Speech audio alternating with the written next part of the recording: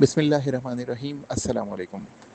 Israel ने Qatar पर जो हमला किया है और उसके बाद जो सूरत हाल हुई है, मेरे अपने मुशाहिदे के मुताबिक इसराइल के अंदरूनी मामलात में दबाव बहुत ज़्यादा बढ़ जाएगा। कतर जवाब देने की पोजीशन में होगा, लेकिन वो सियासी नुक्ता नज़र से जवाब देगा, यानी कि सिफारती लिहाज से जवाब देगा। अस्करी लिहाज से ये इनडायरेक्टली अपनी ताकत का मुज़ाहिरा करेंगे और ये मामला तकरीबन 19 सितंबर तक हो सकता है कि बढ़े आगे।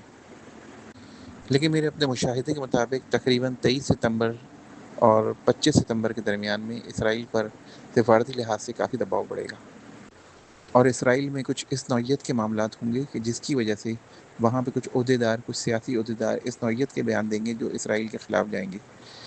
ये मामला जो वैसे ही कतर पे हमले के बाद इसराइल पे एक बुराई आई है, वो और ज़्यादा इसके लिए ख़तरनाक होगी।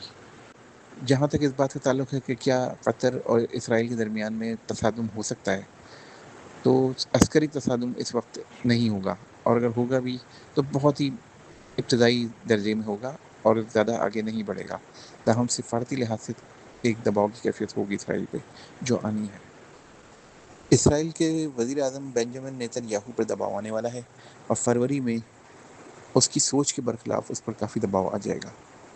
ताहम कतर जो है वो काफ़ी हद तक ताकत पकड़ लेगा और कतर अपनी ताकत का मुज़ाहिरा सियासी लिहाज से और सफारती लिहाज से भी करेगा और कई दोस्त ममालिक से कतर की मदद भी करेंगे और उसके लिए हिमायत भी करेंगे। जबकि इसराइल के मामलात ऐसे हैं कि वहाँ पर अंदरूनी तौर से इंतशार नज़र आ सकता है और इस दरमियान में वहाँ पर कई मामलात पे जो इसराइल के अंदर की सियासतें हैं उनमें एक तेज़ी और तसादुम की कैफियत नज़र आ सकती है।